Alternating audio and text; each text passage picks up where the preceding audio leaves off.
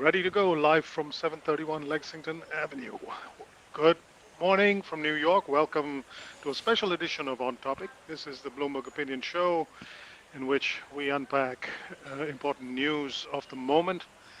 And if you're on social media, there is no bigger news than the launch of Threads. This is Meta's answer to Twitter and everything else. And joining me from elsewhere in 731 Lexington is my colleague Dave Lee, who writes about Twitter and about technology in general. Hi, Dave. Hey, Bobby, how are you? I can probably wave and you'll see me if I do that. So. Yes. He's in much better lighting than I am. But we are picking up the threads of yesterday's conversation. Get it? Get it? You've had a chance, Dave, as have I, to try out this new microblogging site. What are your first impressions of Threads? Well, my first impressions, and I tell you, this morning I'm exhausted. I was, they launched this thing at 7 p.m. New York time yesterday. I spent a couple of hours playing with it, then I spent a couple of hours writing about it, and then I sort of logged back on again in the evening. And it was just really interesting to see the flow of people joining. And, within 7 hours, as we mentioned in our piece today, there was 10 million people on Threads. And so, my first impression of what Meta's been able to do is that this is one of the most impressive feats of onboarding to any piece of software I've ever seen. They were so smart in terms of how they helped people not just get onto the app, which is the easy bit. People were going to download it out of curiosity, but once they were there, suddenly find everybody they knew. And obviously they could do that because they have data from Instagram, and you need an Instagram account to have a Threads account. But it was more than that, right? It was people that they knew from Instagram, but also friends of friends. There were people that were coming up in my feed that I don't think are friends of friends on Instagram. I mean, you never know, the world's a small place.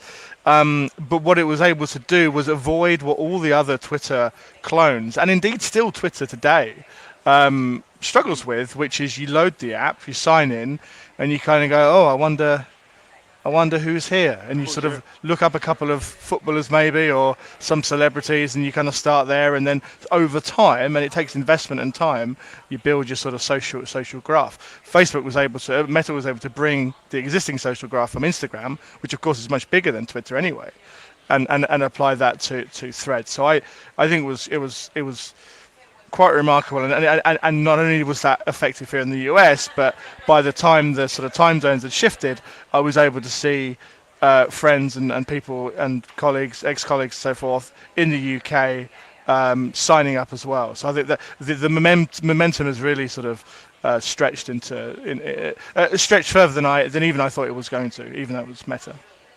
Yeah, and it seems to be the way around the big question that has been in the air ever since Elon Musk bought Twitter, and people have been looking for somewhere else to go. There have been a number of Twitter challenges that have arisen, but they've all suffered from the fact that Twitter has first mover advantage. It has the so-called network effect going for it.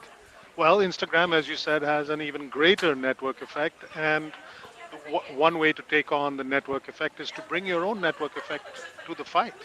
Yes, absolutely, and it's worth stressing as well that eventually, when Meta decides to monetize Threads, it has that network effect in place already as well. Whereas Twitter is in the process of essentially rebuilding its advertising platform and winning back advertisers.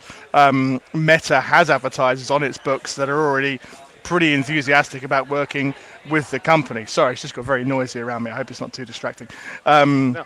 But I think, this is, the big question is, since, and not just since Elon Musk taken over Twitter, but, with Twitter generally in the past, is what would it take to disrupt the muscle memory of millions of people who go on Twitter every single day? And we've never seen a really good effort at that. I think this is a good effort at that. The question is going to be, how do they sustain this momentum for the days and more importantly, weeks and months to come? Which is still going to be very, very difficult. And in fact, just as I was joining this stream a minute ago, I saw that Adam Mosseri, who's the CEO of Instagram, which Threads comes under, he was discussing that challenge and how they're going to be adding features and how they're going to be upgrading the Threads experience to become more in line with the broader things that Twitter does. Because right now, it's a very basic app. It's just text and pictures and videos, but very short videos. It's not as full featured and as vibrant as Twitter is. But of course, Twitter's been in the microblogging game for more than a decade, so that's pretty understandable. Yeah. Before we talk about what comes next, just unveil for us a little bit about what went into uh, the creation of Threads. I mean, how long has Meta been working on this? You know, and what it took to get to this point. I mean, it's easy to think that, oh well, it's just, they already had Instagram. It was just a matter of Mark Zuckerberg clicking his fingers and hey Taking away the presto, pictures, yeah. here's Threads. Yeah. Well, look, there's several phases to this. I mean, let's start from the sort of the present day. The reason why this launched yesterday was because they brought it forward. They've been working on this in earnest since Musk basically took over Twitter. They were having internal sort of brainstorming sessions, I guess you could say, based on some of the reports I've read on this process. But when Twitter had these sort of nightmarish issues at the weekend where they had to limit the number of tweets people could even see, Meta thought, you know what, let's get to it. Let's bring this forward. And one of the things that's been interesting in the way that Meta's been communicating with users, and Adam Mosseri, the Instagram CEO in particular, is that they've almost kind of acknowledged that. They said, you know what, we wanted to give this to you sooner than perhaps we would have done with other products in the past. Because they think it's important. But of course, from a business to business perspective, the time is now. This is the window. Twitter's had a terrible weekend. The future of it is looking increasingly shaky, both from a sort of technical standpoint, but also just general management and governance of wider things. And so if Meta couldn't have asked for a better window to launch, so they hurried it up there. I think also, while the work on the specific project sort of began around November and really kicked into action early this year, I think it's fair to say that Meta's been sort of looking over at Twitter for years and thinking, what is our equivalent of that? Because Facebook has never been a real-time platform, or at least it hasn't for most of its life. It's always been about newsfeed and algorithms determining what's got better engagement as opposed to what's newest, and working out what you might like instead of what you've specifically chosen to see. But I think they've always had this ambition to sort of have the drumbeat of current affairs and news in the way that Twitter has, and they've been trying to engage with journalists over several years to sort of cultivate that. Hasn't always worked. So sort of, I guess, spiritually speaking, they've been working on this for years and years and years, but practically it's been in the last few months, and it's been spurred entirely by Elon Musk's takeover. What I think is interesting about what's the sort of the atmosphere of this launch is that I think without Elon Musk taking over Twitter, if Facebook would go along and say, we're going to launch a Twitter competitor, we're going to try and own more of the social landscape, I think people would have said, don't even think about it, right? Because the atmosphere around Facebook before Elon Musk took over Twitter was that Facebook was the bad egg, right? And Mark Zuckerberg was a power hungry guy that just wanted to build his empire, and that is still the case, and people are still saying that. But I think so drastic has been Elon Musk's influence on Twitter and his mismanagement of Twitter that all of a sudden, and people were joking about this on Threads a lot, all of a sudden Mark Zuckerberg's become almost like an underdog, which is remarkable to think He's of it the in that white way. knight, yeah. He is the white knight, and Threads, I think, intentionally has had this sort of sense that it's a scrappy startup as opposed to part of one of the biggest companies in the world. So the dynamic there is really interesting, I think. Yeah. To your point, we had a conversation yesterday about the problems at Twitter with this new rate limitation and so on, and how this was the perfect moment for threads. The other conversation that's been going on in the social media universe, of course, is the cage fight between Zuckerberg and Musk, and this is the cage fight between the two of them. Whether or not they actually square off at the Colosseum in Rome, this is the contest. How big of a business is this? Could this be for Meta? That's a very interesting question because I think a lot of it depends on what they see as being a safe level of monetization, right? Yeah. Now, there's one strategy that says have a light touch with threads, make people enjoy using it because what you're doing is you're channeling engagement to areas of Facebook, of Meta, the family of apps as they call them, where monetization is in place and it's a multi-billion-dollar business. That's one approach. That's an approach I think I would prefer just as a user of threads. I don't want to see it cluttered with all sorts of rubbish. Something tells me Facebook won't take that approach. I think they will try and, just like Twitter, insert targeted advertising throughout the post, which I think users there'll be a moment where it feels like a shame, but I think people will get used to it. Twitter, when they introduced advertising, people were saying that was going to kill it off or at least make people less eager to use it. That didn't really turn out to be the case, and advertising, they were very good at implementing it from a targeting perspective and from a sales perspective, but in terms of keeping users happy, it was generally fine. At least that's my perspective. One of the things I think is interesting about what this does for Meta's business is that one of the big challenges it had, particularly last year, which saw its stock completely tumble, was that Apple introduced a bunch of privacy changes that made it harder for Meta to follow our activities around the web, because the power of their advertising wasn't knowing what you did on Facebook, but knowing that you were shopping for a new bag or something. So then when you got to Facebook, it would say, oh, how about a new bag? Apple made that harder to do. And in its biggest sort of developed markets, Apple is the leading platform for mobile use, which is the most common way people use Meta's apps. And so what Meta was left with was this sort of hole in its advertising data, right? It wasn't as complete. And what it meant was is that those targeted ads weren't quite as targeted, and therefore they were less effective. I think it's pretty feasible that Meta can use the data it's getting from threads, if it becomes as popular as it potentially can, to plug some of those holes, right? Because think of the way that we use Twitter and the way that we use Meta's apps, whether it's Facebook or WhatsApp or whatever, it's quite different. And Twitter's something you use regularly each day. It's a thought stream. It's a here's what I'm reading.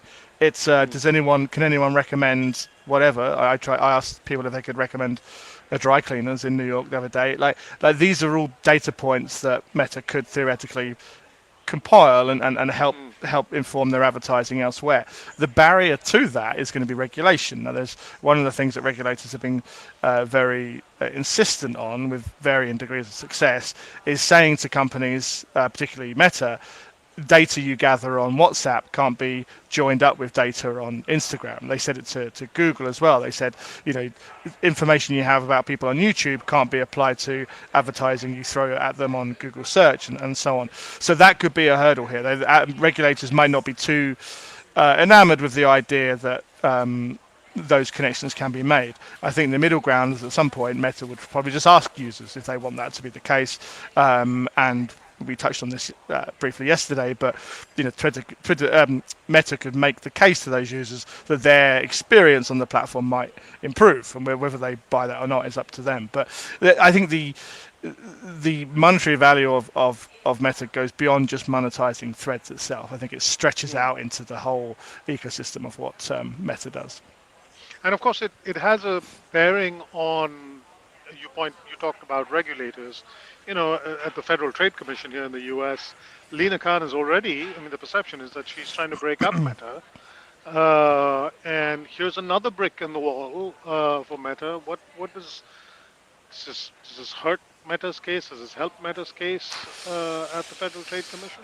Yes, well, it's a really interesting point, isn't it? Because much of the grievance that the FTC is having with Meta is that they acquired away the competition. Mm, Instagram was a growing platform, and Meta bought it expressly to get those users, but also stop this growing platform. They tried the same with Snapchat, it didn't work, and this has clearly been a tactic that Meta has used. WhatsApp was also an acquisition.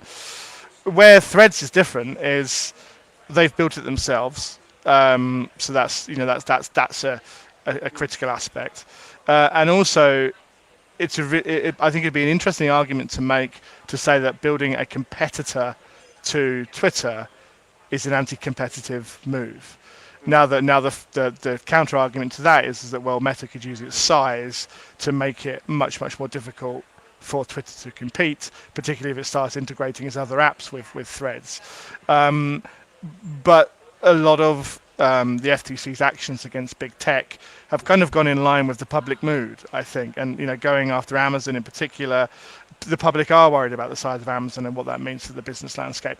I don't think, at this stage at least, there would be many supporters of Lena Khan's FTC going after Meta over Threads. What it could do is maybe make the Instagram business look much more powerful. And so at a certain point in the future, the argument of forcing Facebook to split out Instagram from the rest of its company, that's now a bigger asset.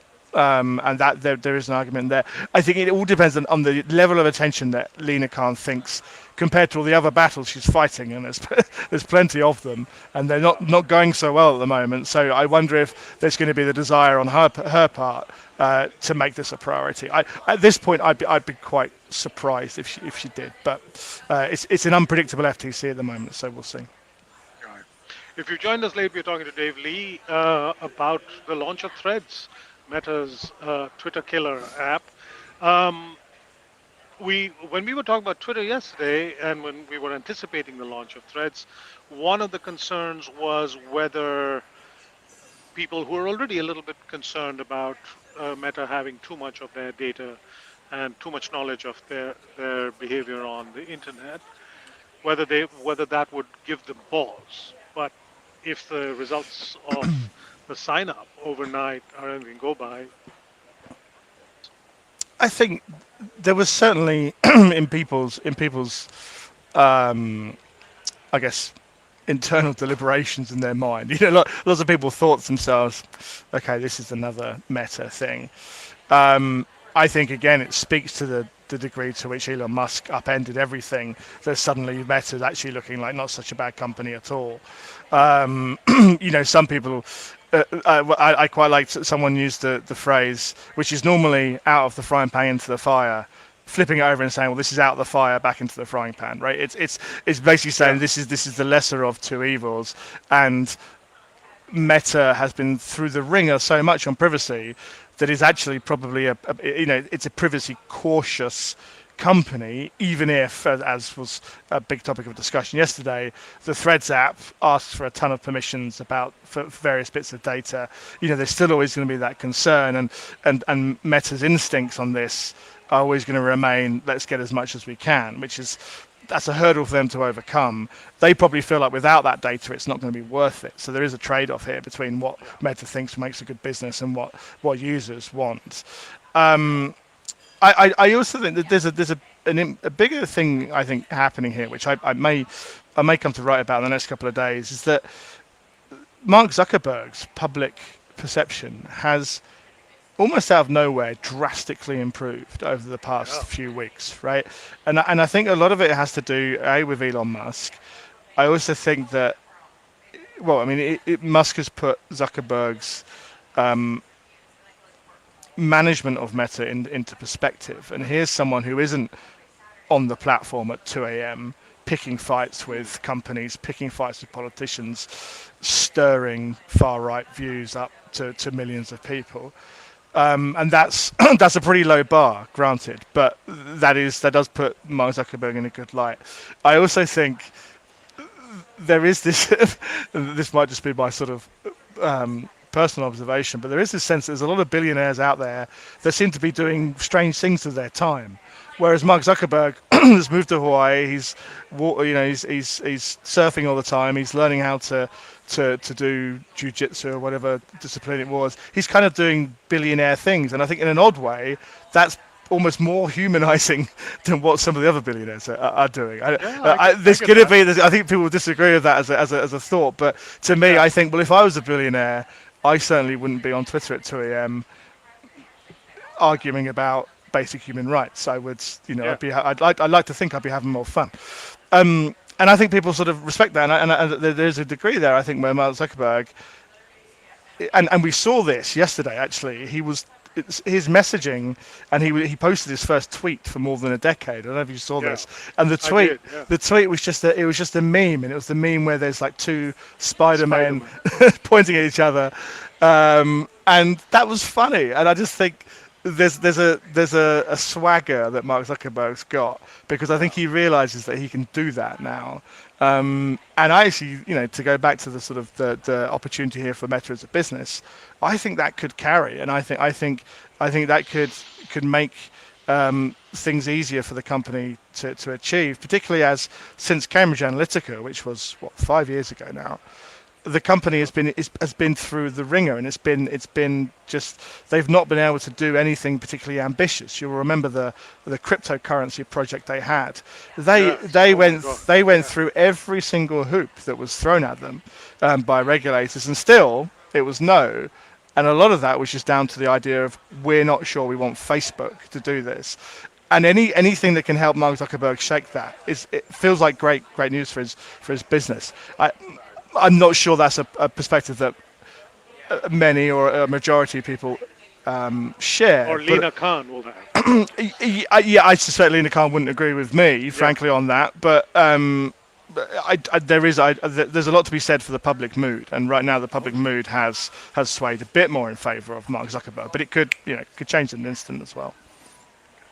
Well, so let's talk about Threads itself, the user experience. My experience since I got on it was, well, this is lovely. You've seen lots of pictures, as you say, familiar faces from my Instagram following, and people I follow, and it feels immediately a comfortable space.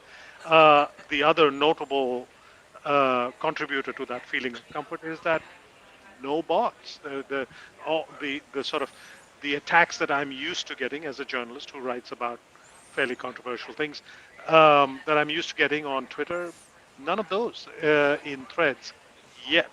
Um, what can what do we know about how Threads has been constructed and how Meta has been preparing for this?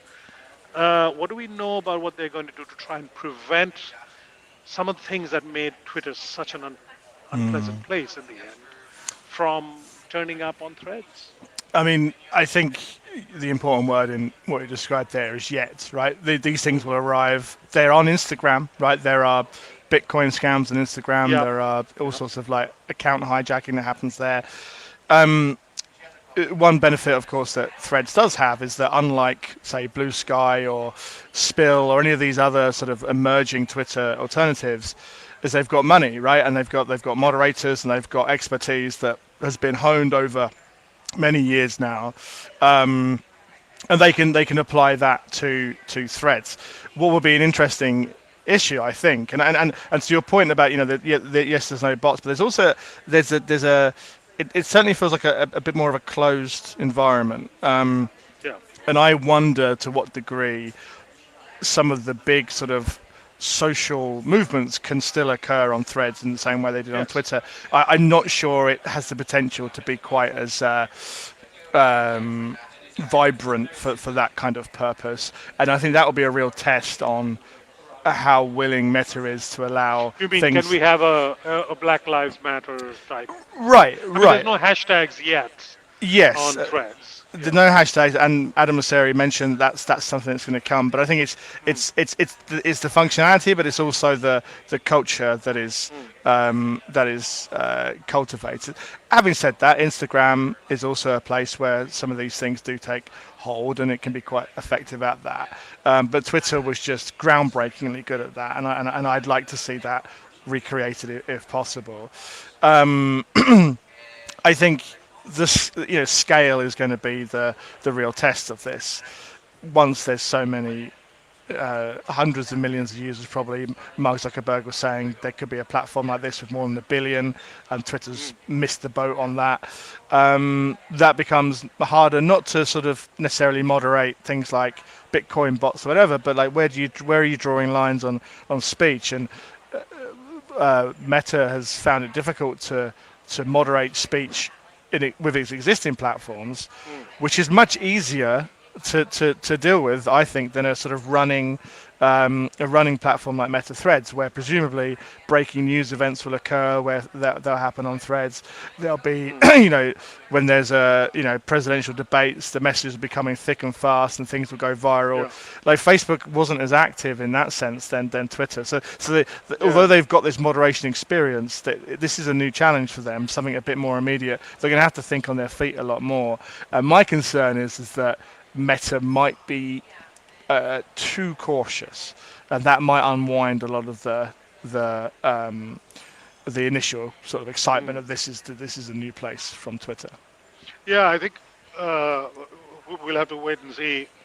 Hopefully, this doesn't happen soon. But when there's a major natural catastrophe somewhere, Twitter was very good at bringing information and also sort of activation, allowing people to not just find out what's going on, but also find out how to help. On the one side, but there was also the dark side of it, which was lots of fake news, lots of malinformation that Twitter was not always able to filter out, and those will be sort of real challenges for Meta when that happens. We've got a couple of minutes left. What are some of the sort of immediate improvements you'd like to see in the user experience, or sort of features that you're hoping to see, or maybe are coming down the pipe? I mean, look, we know that Meta is working on just building out the features to make it more similar to Twitter. So, like we mentioned, there's no hashtags. Direct messages is an interesting one. And actually, there was a question from a viewer to the stream earlier, sort of saying, does the fact that Threads doesn't have a direct message feature, is that going to be a hindrance? I think it is. Adam Mosseri, the Instagram CEO, he seems to be under the impression that people don't want another inbox in their lives, which I can understand that train of thought. But I like, if Threads ends up replacing Twitter, then that's an inbox we've left, exactly. Right? So we can just replace it with a new one. As a journalist, that inbox is very, very useful, and being able to reach people directly and discreetly is a good tool, and I think a lot of important connections have been made, but both from a work perspective, but also we hear lots of personal relationships that have grown out of the sliding into your DMs approach. So I think that's something people will eventually want to see in the app. I'd like to see them perhaps recreate some of the live capabilities. I mean, there's a reason right now where we're not talking on Spaces, is because it's not possible. You can do it on Twitter, we can do it in other places, but right now Spaces can't host a conversation like this, or do an audio Spaces like Twitter can right now. And I think Spaces is a platform that Elon Musk has actually been quite good at cultivating, for better or worse. Like he has made that a pretty fundamental feature of Twitter. I mean, it existed before he bought the company, but I think he's cemented its place. Lists, I think they don't list. Thread deck. There's no such thing as a thread deck, not yet. Anyway. Yeah, there's not much in the way of sort of power user stuff. I mean, there's no desktop or browser app there's a sort of minimal sort of viewing only type thing. So all these things need to be in place if it's going to be if businesses are going to use it, if news organisations are going to use it, if and remember, I'd be very surprised if Threads was different to Twitter in the way that so Twitter, I think it's something like 90% of posts come from like less than 5% of users, or something in that realm Yeah. of ratio. It might not be exactly correct. That will probably be the same on Threads, and so those power users are very important to make it feel like a lively, engaged place. So Mm. it needs a lot more of it to do that. And then there's the Europe question as well, making sure it's in more European markets. I think they'll solve that quite quickly, but we'll see if European regulators have any issues there. But I mean, the basic, I think, point here is that this company Meta couldn't have asked for a better start for this app, Mm. and Indeed. this is probably the happiest, professionally speaking, that Mark Zuckerberg has been since pre-Cambridge Analytica. You know, the point at which his company changed forever. I think this is the biggest win Mark Zuckerberg has had for an awful, awful long time. And it'll be really interesting to see how the momentum continues, not just on Threads, but just for the company in general. I think 2023 is shaping up to be a really interesting sort of shifting sands moment for lots of social media, and Meta has just made a big step to make sure that its relevance potentially remains, and I think that'll prove very popular with investors, but also users as well. Yeah. Can't think of a better way to end this conversation. Dave, thanks again for doing this on such short notice. And I suspect we'll have many more of these conversations in the days and weeks ahead. Thank you. No problem. Thanks.